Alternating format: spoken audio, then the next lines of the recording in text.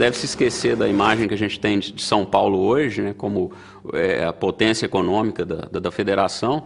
Né? São Paulo, na época, é uma capitania de segunda categoria, de segunda ordem na distribuição econômica da colônia. Apenas do ponto de vista demográfico, né? Salvador, em 1700, teria por volta de 40 mil pessoas, Recife, 30 mil, Rio de Janeiro, 4 mil, e a pobre cidade de São Paulo, apenas 3 mil pessoas. Né? Portanto, a distribuição de poder estava bastante concentrada no Nordeste e no litoral nordestino. Então, São Paulo mantém uma independência muito expressiva em relação aos desígnios da coroa. É sempre lembrada nos documentos coloniais como uma população rebelde, uma população altiva, uma população que não se dobra aos desígnios da coroa. Por conta dessas restrições, né, dessa posição de segunda categoria no contexto colonial, é que ocorre esse esforço, essa solução que se veio a ser chamada pela historiografia de bandeirismo ou bandeirantismo. Os europeus, quando chegavam à América, tinham um pouco a ideia do Eldorado, um pouco não, tinham bastante. Era uma imagem mítica. E os paulistas perseguiam um misto de pragmatismo e de sonho, procurar o Eldorado, mas simultaneamente mão de obra, que depois forneciam, mão de obra indígena.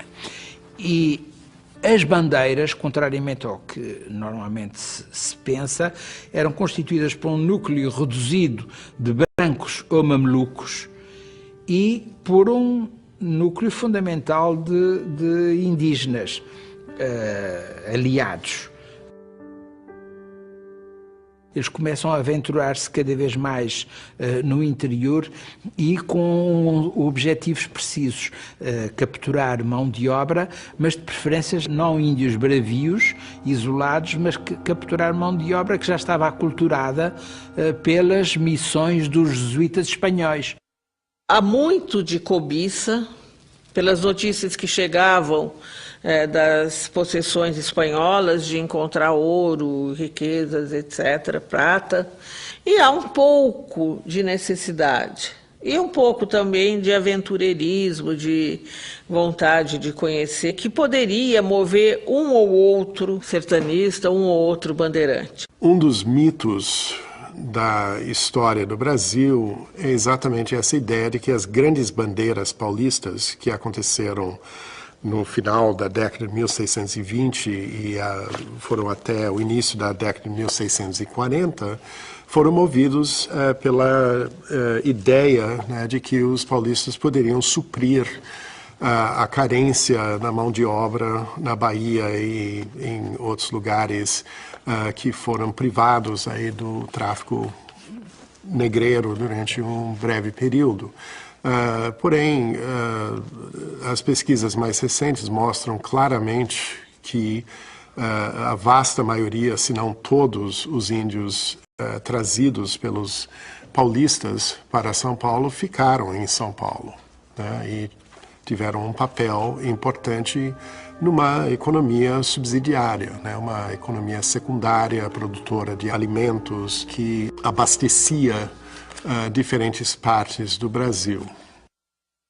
O universo cultural dos portugueses, dos nativos, se aproximou, se entrelaçou de várias maneiras, não é?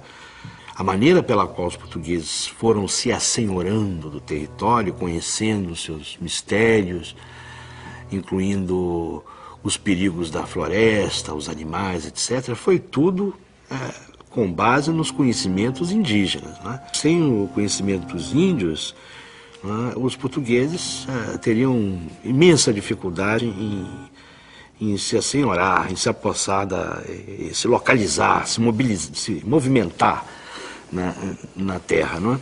Descoberta e ocupada. Se a gente muitas vezes pensa que a conquista no Brasil se deu a partir da superioridade dos europeus, superioridade técnica, superioridade guerreira, superioridade econômica, religiosa, que seja, realmente é um grande engano isso, porque grande parte da ocupação passava antes né, pelas alianças com as populações indígenas. Sem essa aliança, um grupo de 40 portugueses não teria tido qualquer hipótese de sucesso, até porque as populações indígenas tinham conhecimento dos trilhos, das técnicas, dos animais, dos locais de defesa mais adequados. Isso foi absolutamente essencial para o sucesso dessas expedições. E os protagonistas da ocupação do território brasileiro pelos portugueses foram os mestiços de portugueses com índios, foram os mamelucos. Esses é que são, não é, os verdadeiros protagonistas da ocupação do território. São os que lideram as expedições, ou mesmo integram como capitães as expedições, seguidos de índios, né? É interessantíssimo, há documentos que descrevem, não é? E inclusive nomeiam quem são os membros de uma expedição dessas para trocar alguma coisa com os índios, ou para reprimir alguma rebelião, ou para capturar índios. E praticamente não há portugueses. Às vezes há um capitão português, os seus oficiais são todos mamelucos, e vão os índios flecheiros. Sem nenhum preparo, sem nenhum conhecimento e sem nenhuma curiosidade intelectual.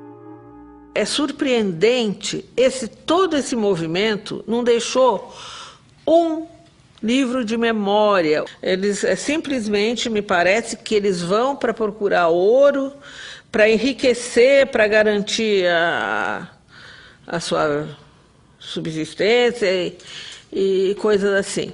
Não há nenhum momento de grandiosidade deles próprios nessa história toda. Paulistas estavam entre os povos mais violentos, né, a população mais violenta da época com relação ao índio.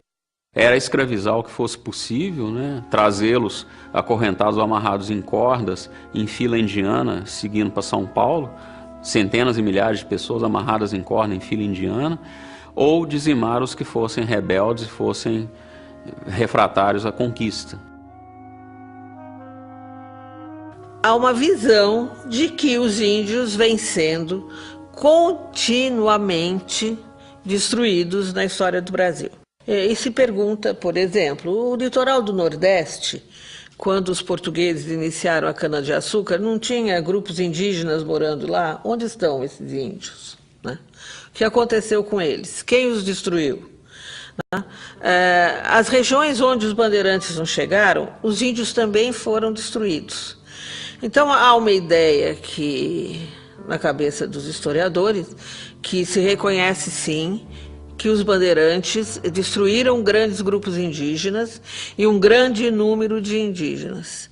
Mas a destruição do indígena não foi exclusividade do bandeirismo. O espaço do interior do Brasil e também que correspondia ao extremo leste dos domínios espanhóis, foi uma terra de ninguém durante muito tempo, durante séculos. Esse espaço, do lado espanhol, foi sendo ocupado por missões de vários tipos, e do lado português não houve uma ocupação formal, oficial, mas sim expedições privadas.